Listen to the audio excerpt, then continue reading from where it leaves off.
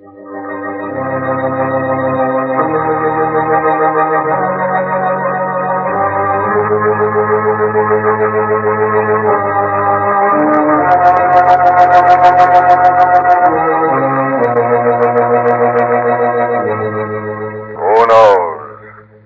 what evil lurks in the hearts of men? The shadow knows.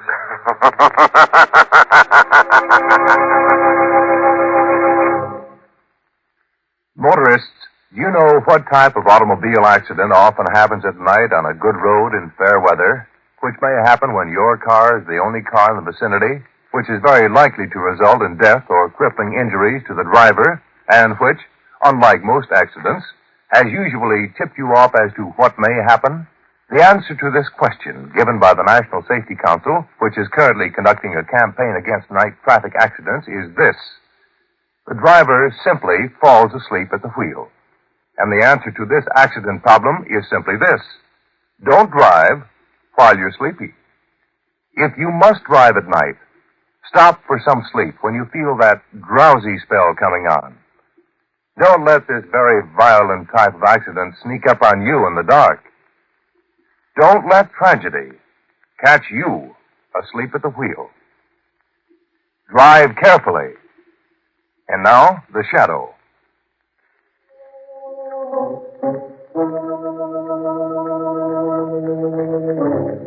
The Shadow, who aids the forces of law and order, is in reality Lamont Cranston, wealthy young man about town. Years ago in the Orient, Cranston learned a strange and mysterious secret, the hypnotic power to cloud men's minds so they cannot see him.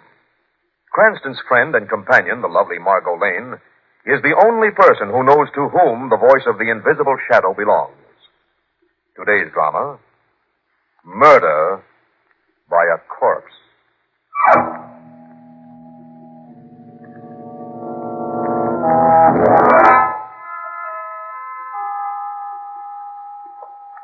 The doctor and the nurse walk through the white silence of the sanitarium corridor and stop before the door of room 7. The doctor peers through the small glass panel in the face of the door and nods to the attendant inside. The door is unlocked, opened, and the doctor and nurse walk in. Morning, Dr. Manchek. Good morning, Rossi. How's our new patient, Mr. Holden? We had a tough time with him in the ambulance last night. Dr. Adams had to give him a shot. Dr. Adams' report on the case is on your desk, Dr. Manchek. Yes, I saw it, Miss Wagner. Mr. Holden, I'm Dr. Carl Manchek, chief of this institution. You're lying. You hear me? You're lying. You're in with the rest of them. I'm not crazy. This is a trick. You're a spy like the rest of them. Same line all the time, Doc. You can't fool me with that doctor act. I know who you are. You're one of his spies, too. I know. Spies. Same talk all the time. Typical manic-depressive fear fantasy. Miss Wagner? Yes, sir. Tell Dr. Adams I wish to see him in my office. I'll be there when I finish examining the new patient. Yes, Dr. Manchek.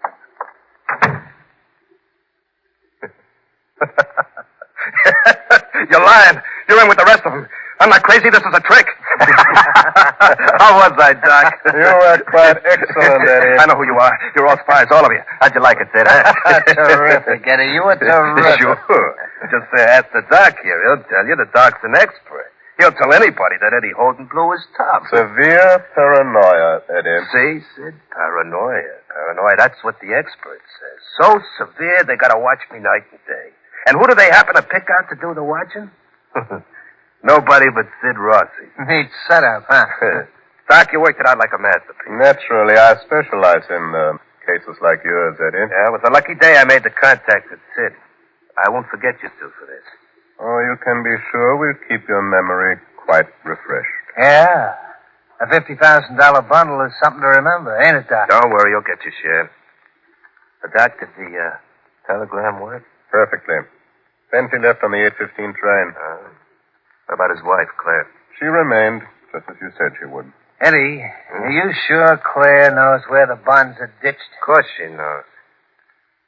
Well, everything's set for tonight? Yeah, all set. I let you out the fire door at the end of the hall. You just got to cut across the lawn to the rear gate. I'll see that the gate is left unlocked. I cover up for you here so as no one gets wise while you're out. The lead pipe said, Jenny. But remember, you must return before daylight. Otherwise... I'll be back. Now, the gun, huh? Here you are. Eddie, you didn't tell us how you're going to handle that Bentley dame. It all depends, Sid. It all depends on how much Claire Bentley is afraid of a ghost.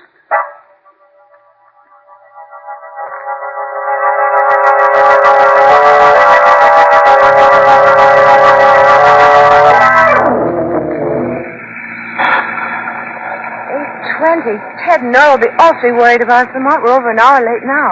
Margot, I don't know what made me turn onto this road. From now on, no more shortcuts. Don't look now, but your sense of direction is slipping. Margot, you're a front seat driver. Oh, it's a new rainstorm that blows no road sign. Lamont, what are you... That fork in the road ahead, there's a signpost. Oh, thank heavens. Mason City, 10 miles. That's to the right. Mount Cleardale Cemetery, 2 miles. The left. Margot, I leave the choice to you. To the right, of course. When we get to Mason City, we'll call Nora. Lamont, that car coming down the road. Headed straight for us. I'd better pull over. Lamont, look out! Margot, you all right? Yes, You sure? I'm just shaken. Come on, we'll see how they are on the other car. I was lucky I was able to pull away in time, otherwise our destination would have automatically been changed from Mason City to Mount Cleardale Cemetery. Well, Lamont, look. It's a woman. She's unconscious. It's probably just the shock. Here's her bag. See if you can find any identification. She's coming to. Her driver's license is in the bag. This is Claire Bentley, 14 Crown Street, Grandview. Miss Bentley. Miss Bentley. Oh, You were in an accident, Mrs. Bentley. Oh, please. Please, you've got to save me from him. The ghost, he's going to kill me. He's come back from the dead and he's going to kill me. We better get her to a doctor. No, I'm not crazy. You've got to believe me. I know what I'm talking about. He's in the back seat. Now, Miss Bentley, you mustn't excite yourself. But I tell you, he's in the back seat. There's nothing back there, Mrs. Bentley, but a pick and shovel. Look, over there in the woods. The ghost, he's in the woods. Come on, Margot. Now, where are you going? Into those woods. Miss Bentley, such seeing things. It's obvious she's not in her right mind. Neither am I, Margot. What? That lightning flashed a moment ago. I was seeing ghosts, too.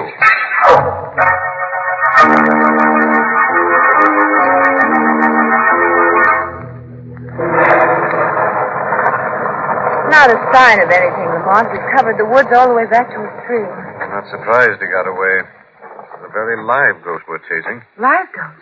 Here, look. A shoe. Where'd you find it? Near the stream. It fits some newly made footprints I found. There's no lace in the shoe. Yes, I wondered about that, too. I will look into the shoe later, after we have a talk with Mrs. Bentley. What is it, Lamont? Maybe we won't have that talk with Mrs. Bentley after all. But... Look, Margot, over there on the road. Her car is gone.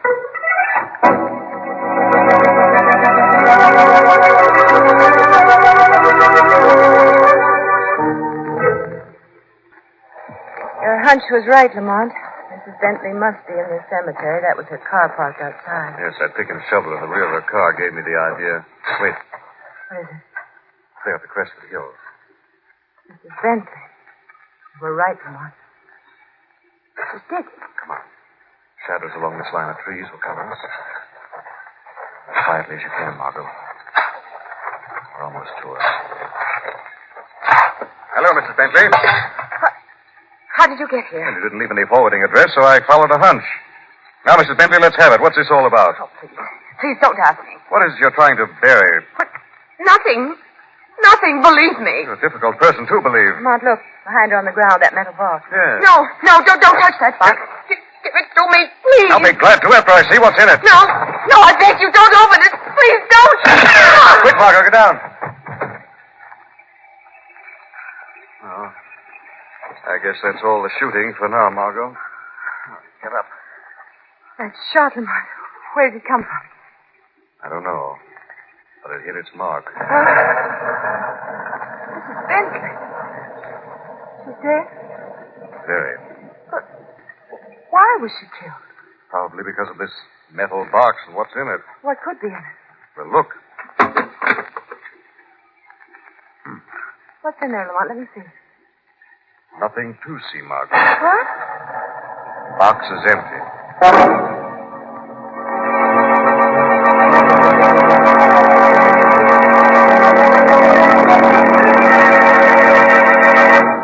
I got you a new shoe out of the supply room, Eddie. They ask any questions when they gave it to you? Gave it to me, you crazy. I had to hook it. Man check's supposed to run this place on the up and up. How'd you lose it, anyway? I told you when those two chased me into the woods. That Claire played it smart, but the next time... The doc. Good morning, Sid. Doc? I see our patient has improved considerably in such a short time. The marvels of modern medical science. What are you talking about, Doc? You're released from a sanitarium? Release? Of course, Sid, of course. From all I can see, our patient is completely cured. Cured? You have the bonds. There's nothing more for us Bonds? Come on, Doc, come on. What are you giving us? Well, didn't Eddie tell you, Sid? The bonds. The bonds for which he killed Claire Bentley. Killed her. Claire's dead? Now, Eddie. Hey, what goes on here? What are you giving me, Doc? Sid and I might ask you the same question, Eddie. According to the morning papers, Sid, Claire Bentley was murdered last night at Mount Cleardale Cemetery. The papers also told about a metal box she had dug from a grave. The box was empty. The bonds. They were in that box. Yes. That's what I surmised. Where are they, Eddie? I don't know anything about it, Doc. Would I be stupid enough to come back here if I did? He's got something there, Doc. Then you didn't kill her? Are you crazy? I just wanted to put a scare into her. I wanted her to lead me to the hiding place. Wait a minute. Doc. Yes? You say she's dead. I didn't kill her. Go ahead. But don't you see? Something's wrong. This is crazy. If I didn't kill her, Doc, then who did? Huh? Who did?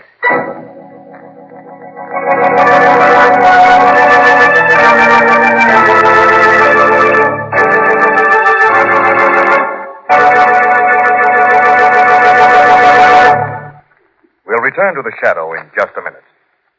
Somebody once said this in fun, but he was nearer to the truth than he thought. The election polls, he said, are places where you stand in line for a chance to decide who will spend your money. It really amounts to that, doesn't it? That and a great deal more. For not only do you stand in line for a chance to decide who will spend your money, but who will keep the peace or make war, and who will make you a slave or keep you free. That's why it's so important, this year more than ever, that you give a lot of thought to your right to vote. Make it your business to know more about the men you vote for, and then let your common sense guide you. For if the wrong men guide our destiny, even our right to vote may be taken away. It happened in other countries. It could easily happen here. America, from the tiniest village on up to the White House, is built on the ballot and bossed by the ballot. Let's keep it that way. Guard your freedom by using your right to vote. For remember, freedom is everybody's job.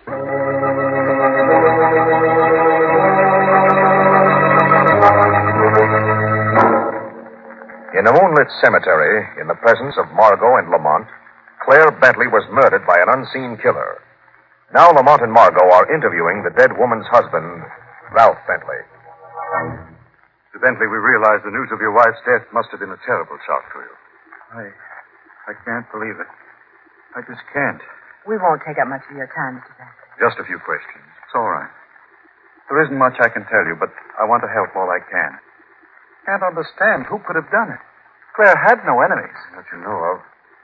Does the empty steel box mean anything to you, Mr. Bentley? No.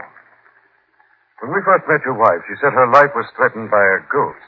Someone who'd come back from the dead. I don't understand any of it. It's all so strange. Ghosts. The wire I received. What wire? Telegram that came the night before last. It was from my business agent. I was to meet him at his hotel in Chicago last night. When I arrived in Chicago, he told me he didn't send the wire. And Lamont, Mr. Bentley was tricked into leaving town. Yes, the reason's pretty obvious. It gave the killer a chance to work unhampered. Excuse me. Hello? Oh, Yes, he's here. Just a moment. It's for you, Mr. Cranston. Mr. Deegan. Oh, yes, I told him I'd be here. Hello, Steve. Fine. Yes, I see. Where is it? All right. Thanks very much, Steve.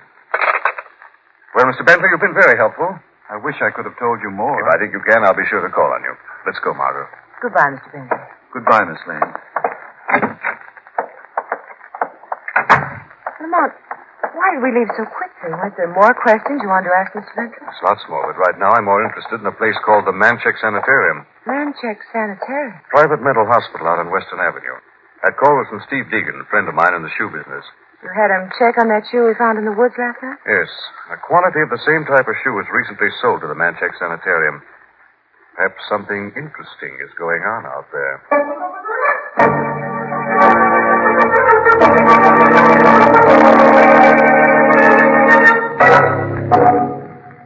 Sid, I've been thinking about Claire's death.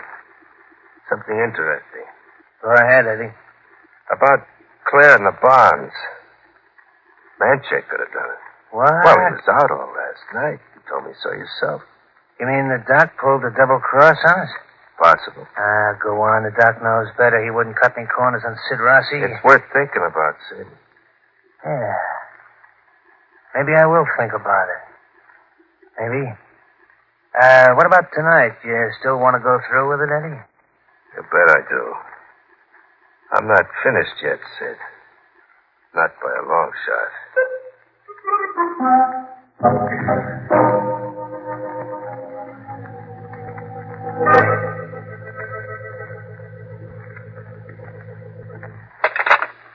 The supply room will check and call me right back, Mr. Cranston. You're very helpful, Dr. Adams. You're sure this shoe is the sanitarium's property, Dr. Adams? Mr. Cranston said when he found the shoe, it was without a lace. With our more serious cases, we are particularly careful that nothing falls into their hands which could be damaging to themselves or others. Oh, I see. A shoelace could spell trouble in the hands of violent patients. Exactly. Excuse me. Dr. Adams? Oh, yes.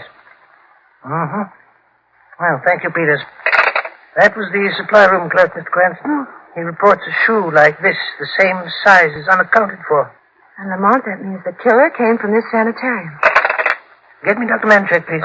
Just a moment, Doctor. But Please. I'd appreciate it if you keep our conversation a secret for the time being. I'd like to work this out my own way. Could you do me that favor? All right, Mr. Cranston. Anything you say. Thank you very much. I'll be in touch with you. You ready, Margot? Ready. Goodbye. Goodbye. Thanks, Doctor. What now, Lamont? Now, Margot, I'm going to do some checking up on Claire Bentley's husband and go back and have a talk with him. What makes you think he'll answer your questions? Oh, I'm not asking the questions, Margot. I'm leaving that to the shadow.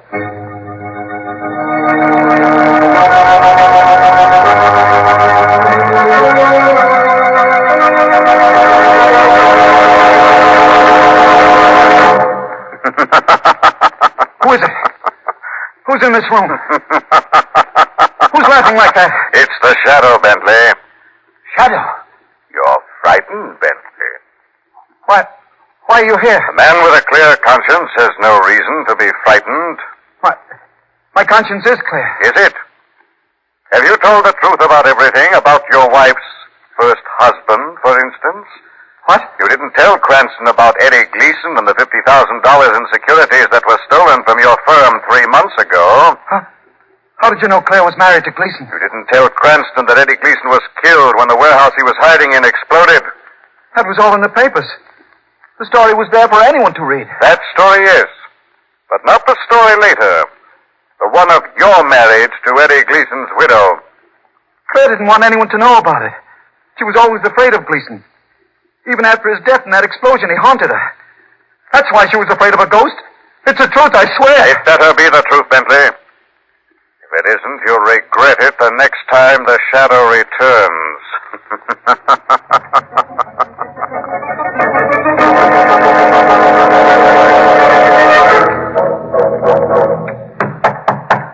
Who is it? Telegram for Ralph Cranston. Oh, just a minute. Hello, Bentley. Eddie. That's right, Bentley. Eddie Gleason. Only now it's Eddie Holden. No. You're dead. No, it's not you. You're dead. That's the way Claire took it, Bentley, just like that. I wanted to work on her first. That's why I sent you the wire. You sent it?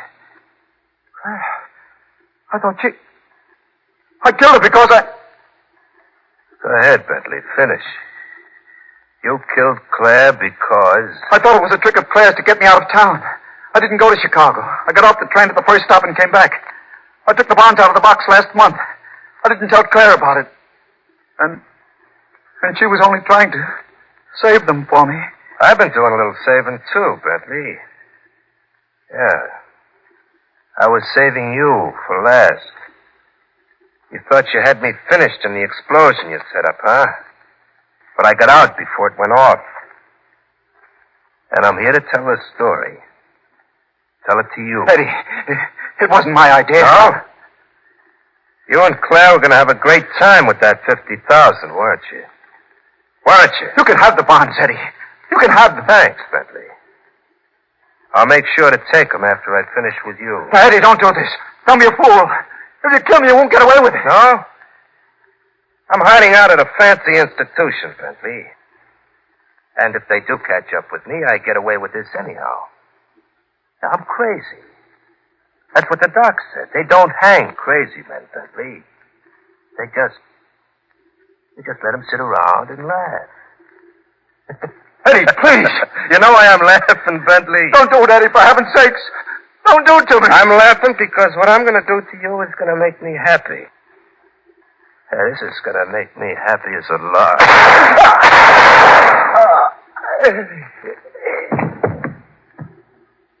Happy as a lark.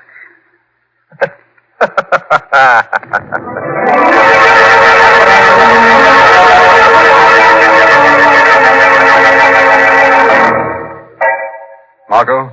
Yes, Lamont. Bentley's dead. What? I'm at his apartment now. I brought Commissioner Weston with me. We found Bentley on the floor, shot to death. Commissioner West? Why is he with you? With evidence I gave him, the commissioner was going to arrest Bentley for the murder of his wife. Margot, I want you to stay at home and wait for me. What are you going to do, Lamont? Among other things, track down a murderous corpse.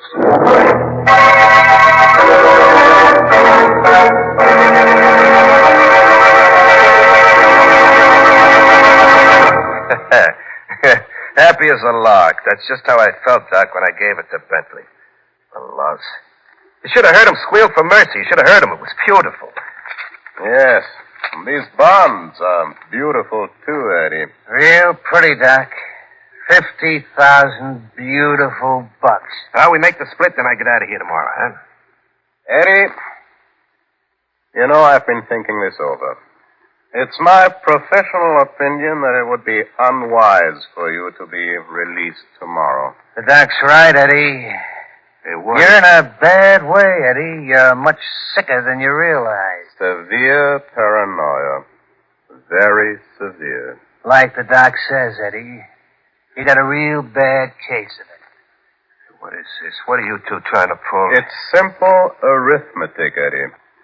50,000 divided by 2 is much more attractive than 50,000 divided by 3. Got it, Eddie? Well, you the gun I'm holding is liable to go off. Go ahead, Doc. As I said before, Eddie, you're a very serious mental case. As a matter of fact, it's my practiced opinion that you're incurably insane with homicidal tendencies. I'll get you. I'll get you both for this. See? There you are. Homicidal. Real bad case. Eddie, we gotta keep you locked up here all the time. The rest of your life. Right here, in this room. You lousy, finagling, double-crossing goons. I won't let you get away with this. I'm not crazy. Now let me out of here. Let me out. I tell you, let me out. A real homicidal maniac. Too bad, ain't it? Yeah. It's a shame.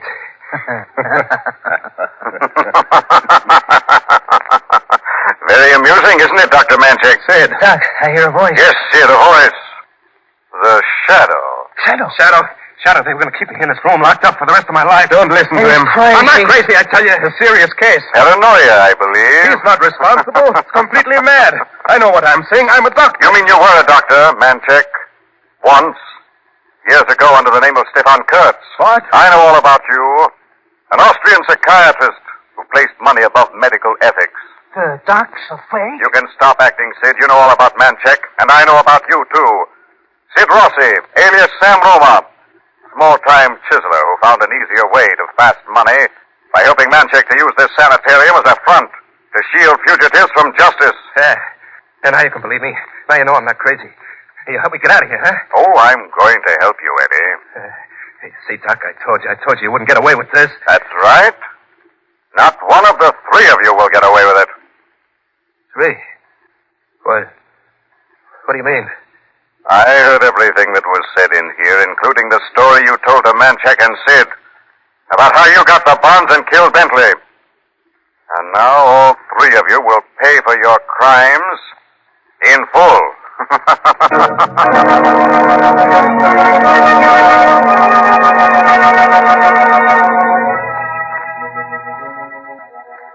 I still don't understand what happened to Eddie Holden in that explosion. Well, Eddie and his wife Claire worked out a deal with Bentley to steal $50,000 worth of bonds by faking a warehouse explosion. Then Claire and Bentley double-crossed Eddie, left him to die in the fire. But Eddie actually escaped and came back looking for the money and revenge. And used the sanitarium as a hideout while he worked. Very clever. But I still don't understand why Bentley killed his wife. When he received a fake telegram and then discovered her bearing that metal box in a cemetery, he thought she was trying to steal the bonds from him. I see. And after all that, Manchek, Sid, and Eddie still asked you to help them? They did, Margot, and I'm going to, but not in the way they expected.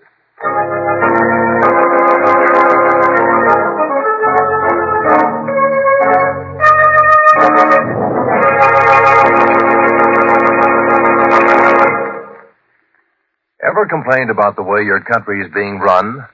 Ever objected to some of the laws? Sure you have. We all have. It's part of the American scene to talk loud about something we don't like.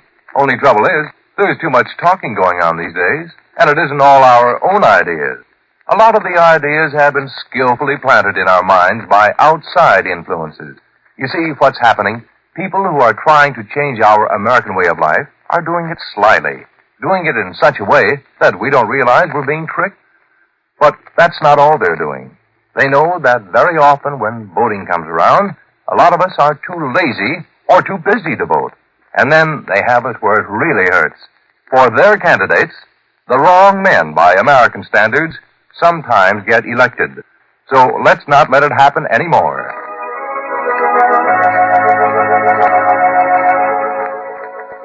This story is copyrighted by Street and Smith Publications, Incorporated. All names and places are fictitious. Any similarity to persons living or dead is purely coincidental.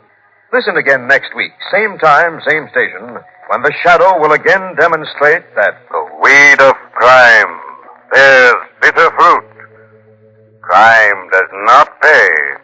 The Shadow knows.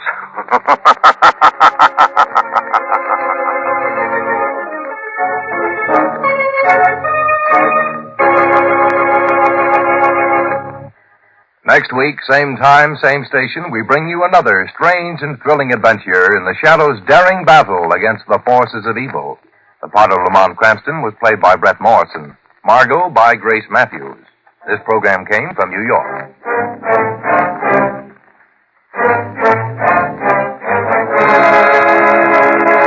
Stay tuned now for Quick as a Flash. This is the Mutual Don Lee Broadcasting System.